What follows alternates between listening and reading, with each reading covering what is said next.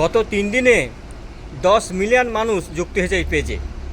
গত 45 বছরে সবচেয়ে বেরোজগার বেশি এবার দেশে।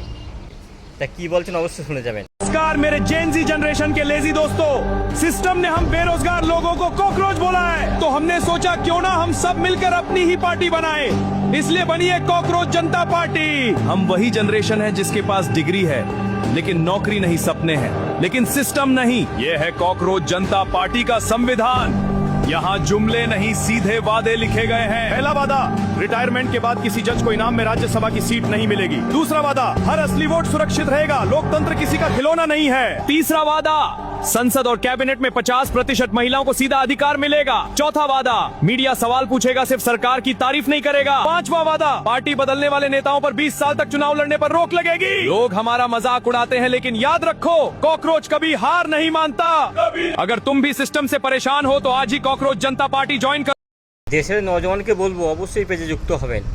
আর দেশের নেতারা এই পাবলিককে গোলাম বলে মনে করছে, আমি মনে করি এই মুহূর্তে বর্তমান সময়ে।